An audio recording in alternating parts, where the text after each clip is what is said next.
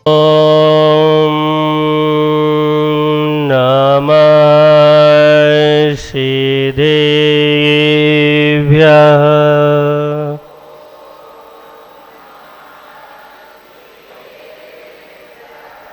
ॐ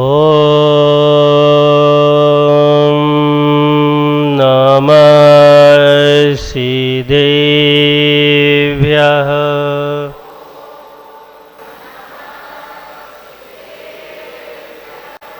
जय बोलिए अंतानंद सिद्ध परमेष्ठी भगवान की। जय बोलिए आदि ब्रह्मा आदिनाथ भगवान की।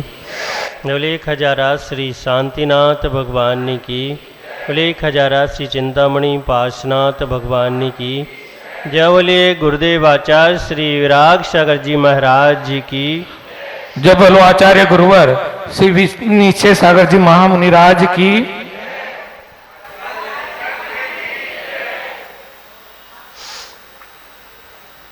भव्य आत्माओं, एक घटना से अपनी बात को शुरू करते हैं। शेर हिरण का शिकार कर रहा है।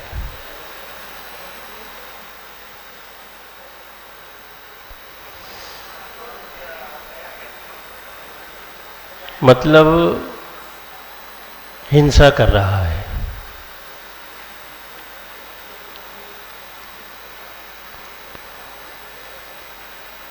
अधर्म कर रहा है। और आप ये विचार कर सकते हैं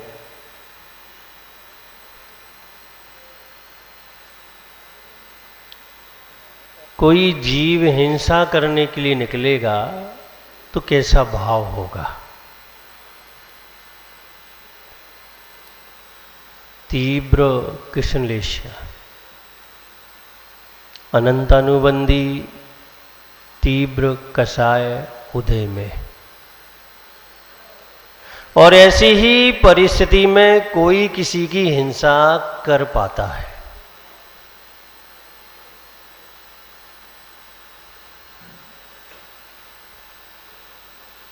वो अपना काम कर रहा है, हिरण को दबोच लिया और सामने से एक दिगंबर मुनि आ गए। और जैसे ही उनकी दृष्टि इस घटना पर पड़ी तो उन्होंने अपना ज्ञान का प्रयोग किया। हिंसक जीव उन्हें तीर्थंकर नजर आया। क्या नजर आया? तीर्थंकर जीव नजर आया। और एक सेकंड में समझ गए कि ये जीव आगामी काल में तीर्थंकर होने वाला है और आज यह हिंसा कर रहा है। भव्य आत्माओं, हमें पता नहीं कि हम आगे क्या होंगे, लेकिन होंगे जरूर, कुछ ना कुछ तो होंगे। हो सकता है कि नारकी हो सकता है कि आप लोग दिगंबर हो सकता है किसी का नंबर तीर्थंकर बनने में भी आ जाए। ये जो हमारा भविष्य है, जो आने वाला कल है, उसका हमें ज्ञात नहीं है, लेकिन हम कुछ ना कुछ तो होंगे।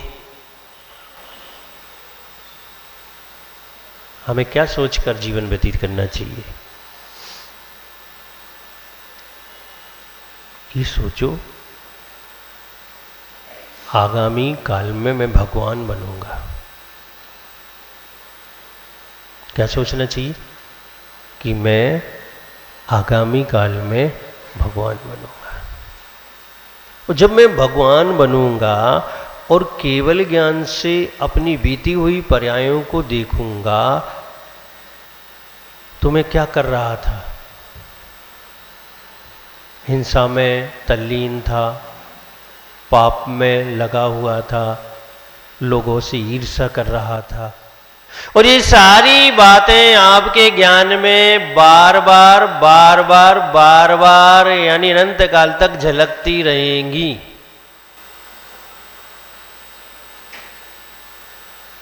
भव्य आत्माओं,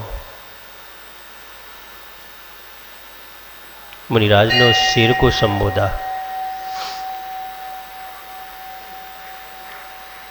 और शेर को क्या मिल गया? गुरु मिल गया। क्या मिल गया? गुरु मिल गया। गुरु एक ऐसा द्वार है जहां से मोक्ष का रास्ता खुलता है और कहीं से नहीं खुलेगा। कहां से रास्ता खुलेगा? गुरु से खुलेगा। जितने भी तीर्थंकर हुए हैं, जब भी शुरुआत हुई है तो वो इस द्वार से गुजरे ही गुजरे हैं।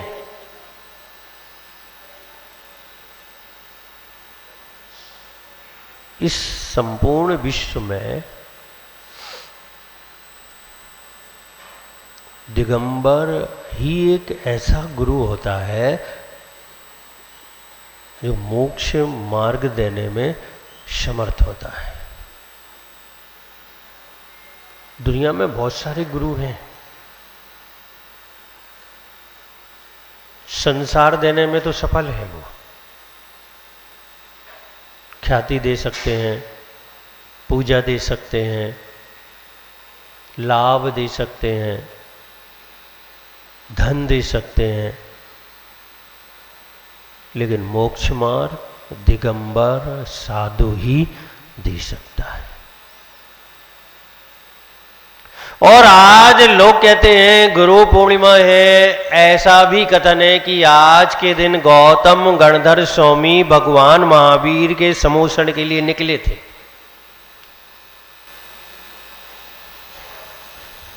कौन थे? एक ब्राह्मण थे जिनके 500 शिष्य थे। घमंड कितना था पता है आपको? आप पूरी जिंदगी में जितना नहीं कर सकते उतना घमंड एक पल में था उन्हें। अनंतानुबंधी मान। कौन सा मान? मान, वो भी मिथ्यात्व के साथ। यानी वज्र के लेप की तरह अहंकार था, इतना भयंकर अहंकार था कि किसी को कुछ समझते ही नहीं थे। ध्यान रखना।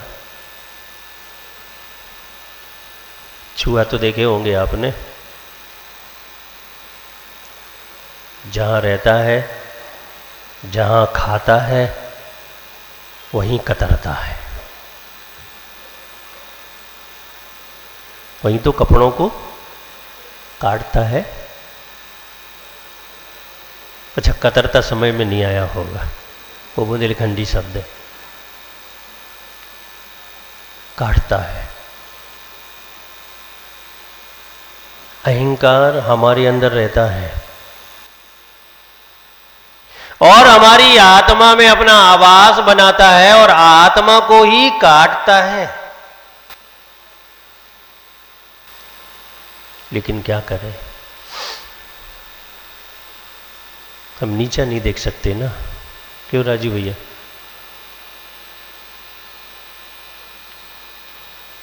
जैन दर्शन क्या कहता है? अकड़ने में नहीं, झुकने में फायदा है। वो कहते हैं कि दुनिया का द्वार बहुत छोटा है, बहुत छोटा है, और हमें उस द्वार से निकलना है तो हमें झुकना पड़ेगा। लेकिन नहीं समझते लोग। लोग कहते मेरा सम्मान नहीं हुआ। क्या कहते? बैठने को नहीं कहा। तो तुम बैठ जाते तो क्या हो जाता? बैठना तो तुम ही था, लेकिन अहंकार।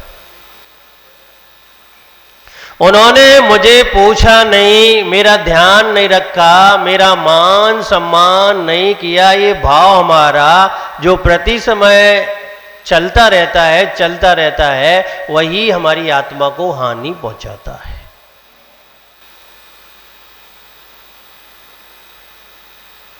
भव्य आत्माओं, गुरु एक समर्पण है, व्यक्ति नहीं है, समर्पण है। शिष्य का गुरु के प्रति समर्पण ही गुरुत्व है।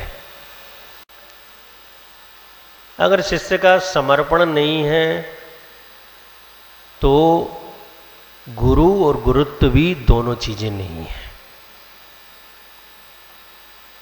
यहां संबंध दूसरे से नहीं है, अपने आप से ही संबंध है कि मैंने जिन्हें चुना है उनके प्रति मेरा कितना समर्पण है।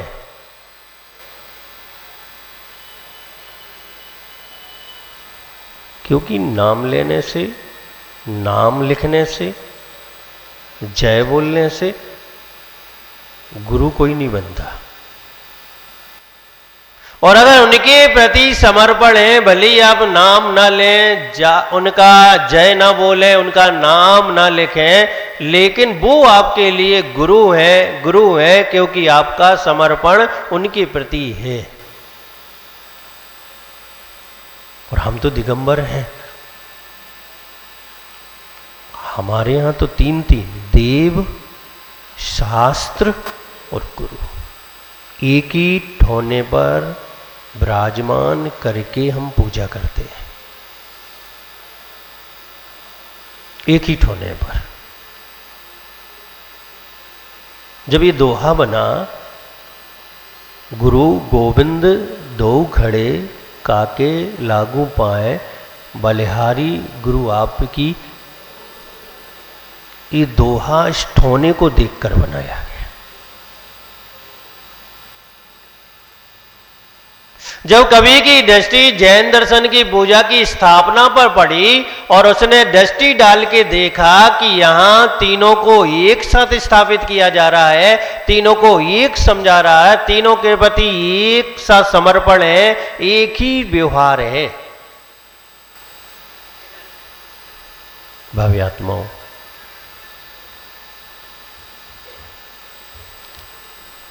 आचार्यों ने कहे 5 महागुरु होते हैं: अरहंत, सिद्ध, आचार्य, उपाध्याय और साधु। ये महागुरु है क्योंकि ये मोक्ष मार्ग पर हैं और मोक्ष मार्ग पर दूसरों को ला सकते हैं। गुरु वो नहीं होता जो दास बनाए, गुरु वो होता है जो स्वामी बनाए। और दिगंबरत्व में ये पहले कहा गया है कि कोई भी दिगंबर के सानिध्य में कोई भी व्यक्ति आता है तो एक ही शिक्षा है, एक ही उपदेश है कि वह मालिक बने, वह दिगंबर बने, वह भगवान बने।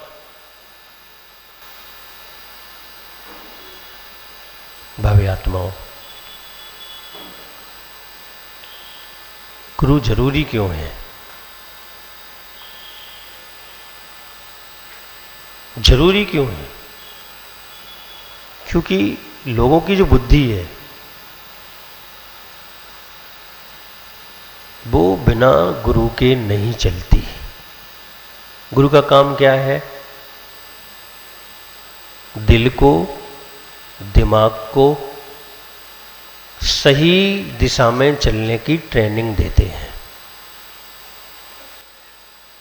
क्योंकि गलत दिशा चयन कौन करता है? या तो हमारा दिमाग कर लेता है या हमारा दिल कर लेता है। और गुरु का काम यह है कि सही दिशा देना। आप वर्तमान युग में कितने सारे उदाहरण पढ़ेंगे। हिरण को दिगंबर मुनिराज मिल गए, कुछ नहीं बोले वो उससे, वो अपना पाठ कर रहे हैं और वो सुनने की कोशिश कर रहा है। समझ में कुछ नहीं आ रहा है। अब हिरण को संस्कृत क्या समझ में आएगी, स्तोत्र पाठ क्या समझ में आएगा, कुछ नहीं आ रहा है। एक बात समझ में आ रही है कि ये संत हैं और ये जो कुछ भी कहेंगे मेरे हित में कहेंगे। शुरू में आचार्य विद्यासागर जी जब बुंदेलखंड में आए, मैं उस समय 8 साल का था, तो उनको हिंदी बराबर नहीं आती थी। तो जब वो प्रवचन करते थे तो 99% लोगों की समझ में नहीं आते थे, लेकिन एक बात समझ में सबके आती थी कि ये जो बोल रहे हैं वो हमारे हित में बोल रहे हैं। और हमारे लिए कीमती ये नहीं है कि ये क्या बोल रहे हैं, हमारे लिए कीमती ये है कि ये हमारे हित में बोल रहे हैं। मैं जब आचार्य विराग सागर जी से पहली बार मिला, स्वाध्याय चल रहा था जीव कांड का, मैं बैठ गया। अब कुछ समझ में ही नहीं आ रहा है क्या चल रहा है। 10 मिनट हो गए, 15 मिनट हो गए, 20 मिनट हो गए, आध घंटे हो गया, सब ऊपर से। मैं उनकी ओर देख रहा था गौर से, तो वो समझ गए, किसकी समझ में कुछ नहीं आ रहा है। तो उन्होंने कहा समझने की कोशिश मत करो, सुनो और एक बात सोचो कि जो कुछ भी यहाँ स्वाध्याय में वाचन चल रहा है वो तुम्हारे आत्म हित में चल रहा है। और अगर मैं दिगंबर हूं तो शायद उसी वजह से हूं कि इन्होंने ये कहा था कि ये जो चल रहा है वो तुम्हारे हित में है। लोग कहते स्वाध्याय समझ में नहीं आता। गुरु कहते हैं हम इतने होशियार कहाँ हैं कि पहली बार में समझ ले, हम तो गधा हैं, हमारी बुद्धि तो बहुत कम है। तो स्वाध्याय को मत समझो, वहां अपने आप को समझो। और ये गारंटी है कि अगर हम अपने आप को समझेंगे तो धीरे धीरे धीरे धीरे स्वाध्याय भी समझ में आएगा, क्योंकि वो आत्महित में है, आत्म कल्याण में है, कर्मों के क्षय करने में हेतु है, हमें मार्ग और मंजिल देने में हेतु है।